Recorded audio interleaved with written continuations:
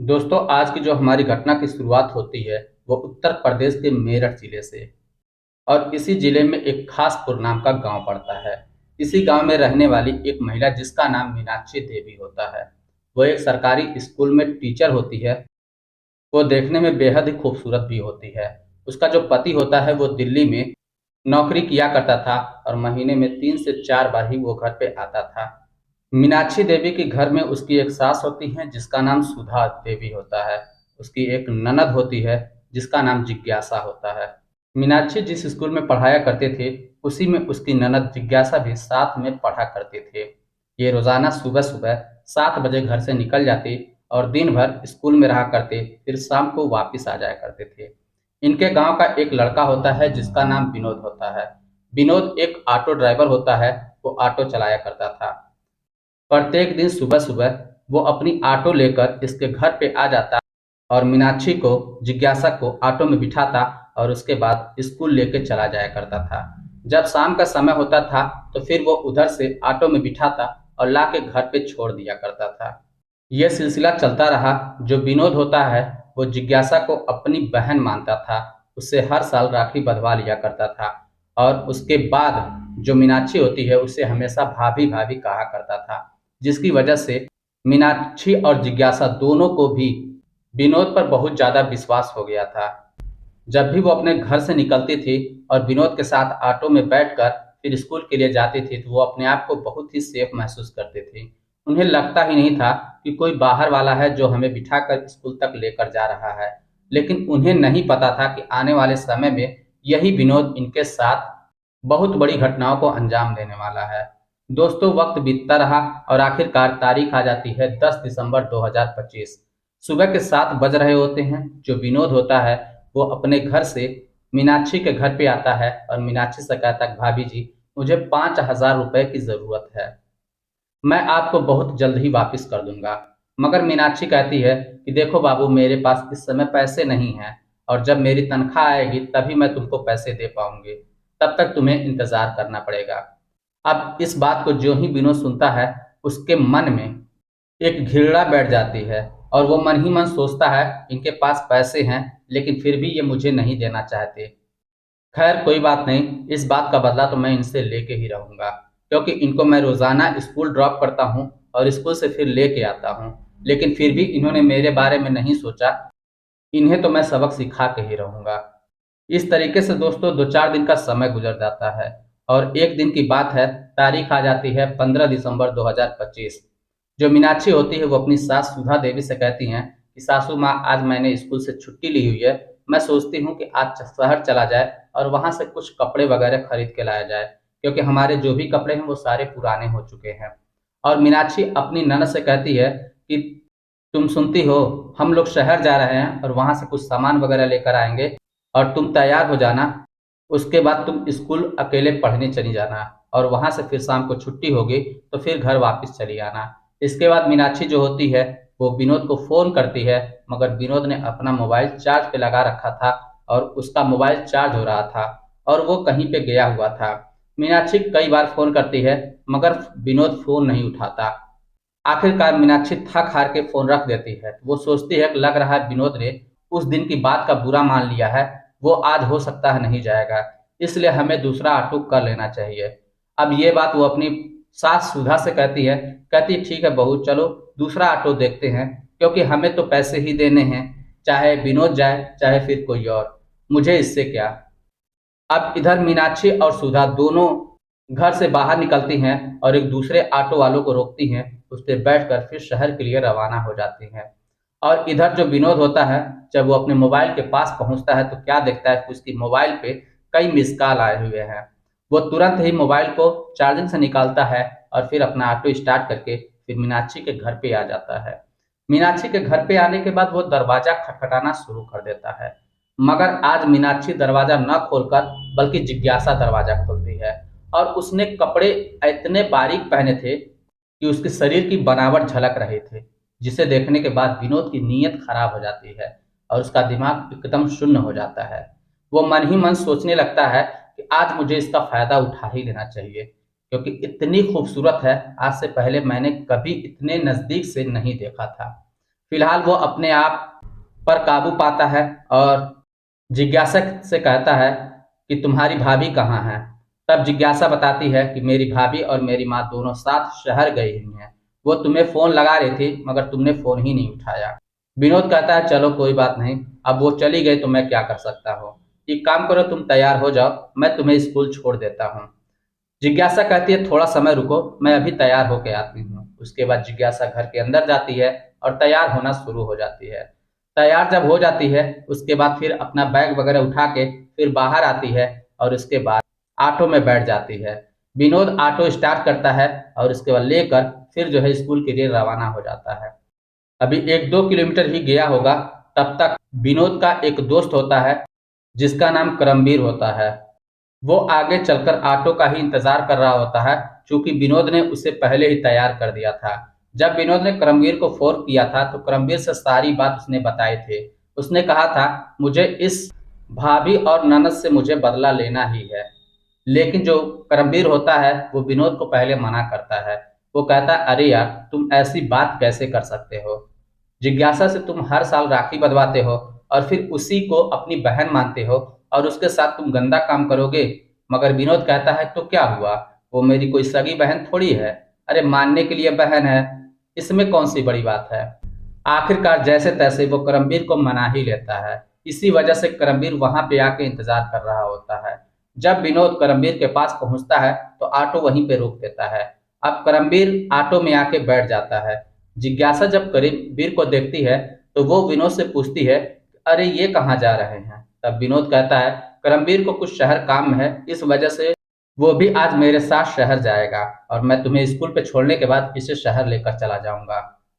जिज्ञासा वहां शांत हो जाती है, लेकिन उसे नहीं पता था कि ये दोनों दोस्त मिलकर उसके साथ आज क्या करने वाले हैं। अब धीरे धीरे ऑटो आगे बढ़ता है और जब 4-5 किलोमीटर की दूरी तय हो जाती है तब विनोद अचानक में अपनी ऑटो को रोक देता है और ऑटो से बाहर निकल आता है। ये देखकर जिज्ञासा विनोद से कहती है भैया आखिर क्या हो गया।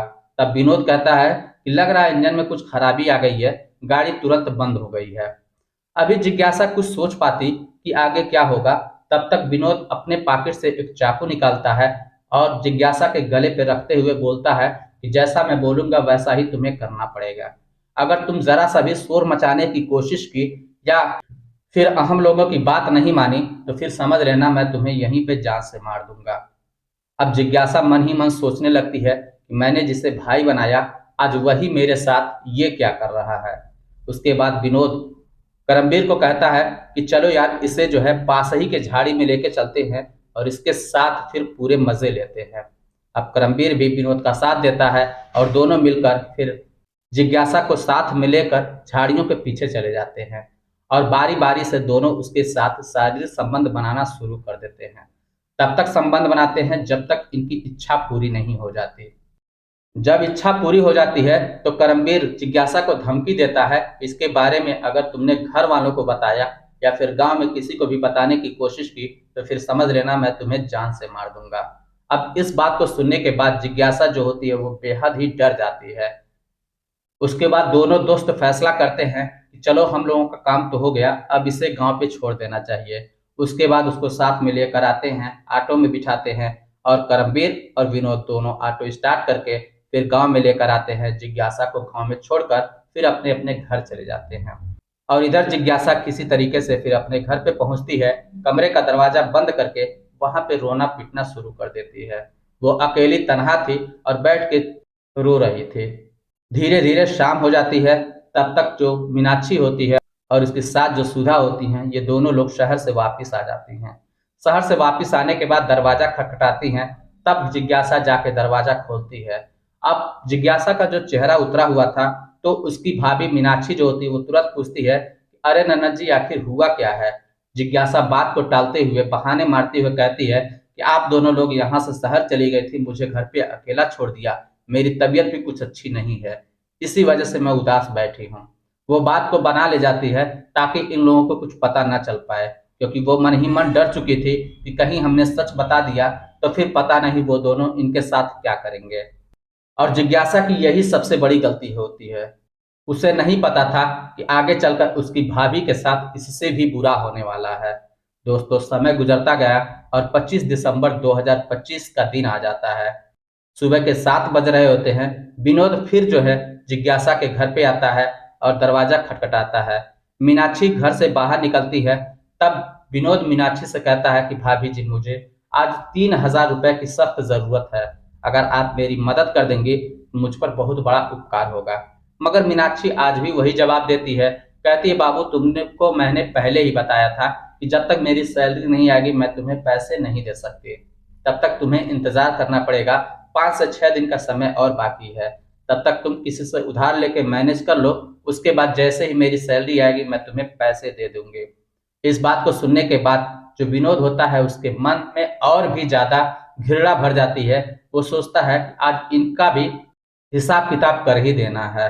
वो अपने आप को संभालते हुए मीनाक्षी से कहता है कि चलिए कोई बात नहीं, जब आएगा तब की तब देखेंगे।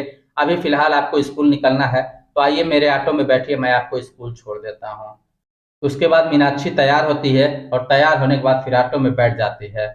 विनोद ऑटो स्टार्ट करता है और ऑटो को लेकर कुछ आगे बढ़ जाता है। अभी 1-1.5 किलोमीटर गया होगा, तब तक वहीं पे ऑटो रोक देता है और मीनाक्षी से कहता है कि भाभी जी थोड़ा रुकिए, मेरा दोस्त भी आने वाला है, उसको भी बहुत जरूरी काम था।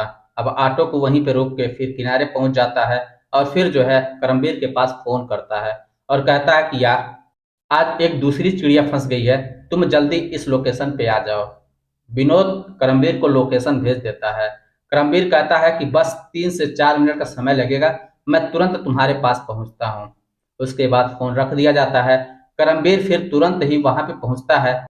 अब विनोद करमवीर को साथ में लेकर ऑटो के पास आ जाता है। करमवीर ऑटो में बैठने लगता है।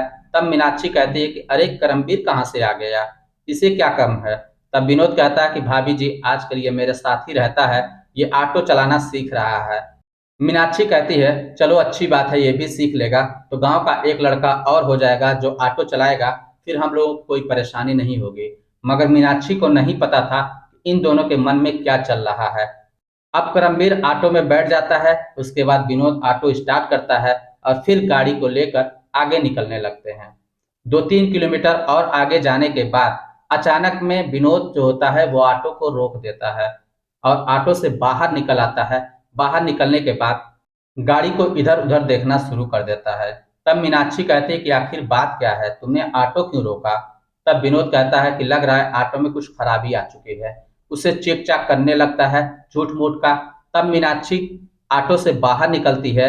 इतने में मौका पाकर विनोद अपनी पॉकेट से एक चाकू निकालता है और मीनाक्षी के गले पे रख देता है और कहता है कि देखो, अगर तुमने शोर मचाया, हल्ला मचाया या किसी को बुलाने की कोशिश की तो फिर समझ लेना मुझसे बुरा कोई नहीं होगा, हम लोग तुम्हें यहीं पे जान से मार देंगे।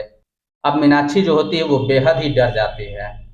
करमवीर भी विनोद का भरपूर साथ देता है। उसके बाद करमवीर एक घर की तरफ इशारा करते हुए विनोद से कहता है कि विनोद, देख रहे हो उस खेत के किनारे एक मकान खाली है, वहां पे हम लोग चलते हैं, उसके बाद जो करना होगा वो करेंगे।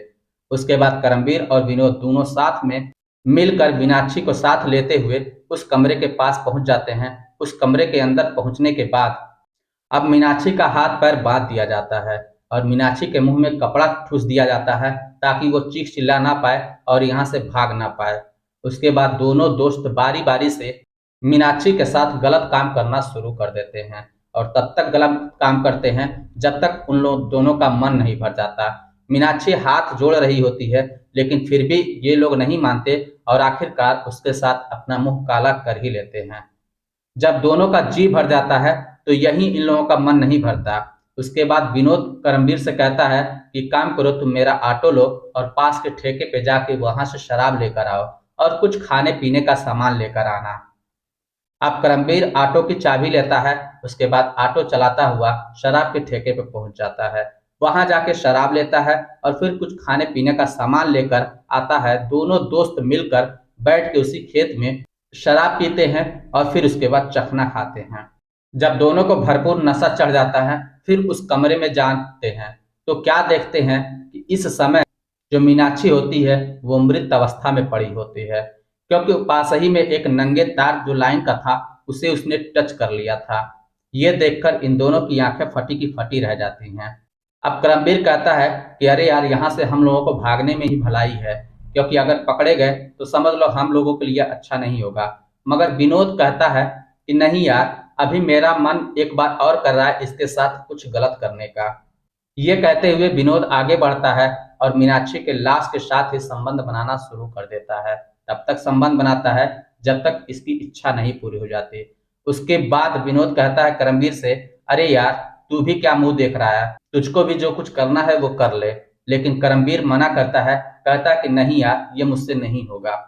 लेकिन इन दोनों को ये नहीं पता था कि आज इन दोनों की किस्मत ही खराब होती है। अभी ये दोनों दोस्त उस कमरे में होते हैं, तब तक उस खेत का मालिक जिसका नाम रामकरण होता है, वो अपने 4-5 मजदूरों के साथ खेत में आ जाता है, क्योंकि खेत में उसको कुछ काम होता है। जो अपने मजदूरों के साथ खेत में पहुंचता है और फिर उसके बाद करमवीर कमरे में जाता है, तो इन दोनों को देखकर उसका मुंह खुला का खुला रह जाता है।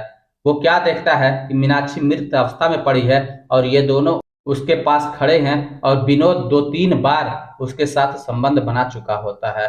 फिर रामकरण शोर मचाना शुरू करता है और अपने मजदूरों को बुला लेता है। मजदूरगण जब वहां पे इकट्ठा होते हैं, तब रामकरण कहता है इन दोनों को पकड़ लो, इन दोनों को यहाँ से भागने मत देना। अब 4-5 मजदूर जो थे वो पूरे बल के साथ इन दोनों को पकड़ लेते हैं। उसके बाद रामकरण पास ही के पुलिस स्टेशन में फोन करता है और उनको सारी बात बताता है। फिर पुलिस वहां से निकलती है और करीब 1 घंटे में फिर उस खेत में पहुंच आती है। खेत में आने के बाद मीनाक्षी के शव को कब्जे में लेकर पोस्टमार्टम के लिए भेज देती है और इन दोनों यानी विनोद और करमवीर को गिरफ्तार करके थाने लेकर जाती है। इनकी बल भर जब पिटाई करती है तो ये तोते की तरह उगलना शुरू कर देते हैं और ये बताते हैं कि किस तरीके से इन्होंने मीनाक्षी के साथ किया। अब इस बात का जो ही खुलासा होता है और ये खबर जो ही जिज्ञासा तक पहुंचती है, तो वो तुरंत ही पुलिस स्टेशन आती है और अपनी आप बीती भी सुनाने लगती है। जिसके बाद पुलिस फिर से इन दोनों की बल भर पिटाई करती है और उसके बाद उन पर चार्जशीट दाखिल करती है। अब ये बात भविष्य के गर्भ में है कि जज साहब इनको क्या सजा सुनाते हैं। तो दोस्तों, ये रही कहानी। इस कहानी को सुनाने का उद्देश्य किसी की भावनाओं के साथ खिलवाड़ करना नहीं था, किसी को ठेस पहुंचाना नहीं था। वैसे दोस्तों, आप लोगों की इस कहानी के बारे में क्या राय है? आपकी जो भी राय हो आप हमें कमेंट बॉक्स में लिखकर जरूर बताइएगा। चलिए फिर मिलते हैं नेक्स्ट वीडियो में, तब तक के लिए जय हिंद।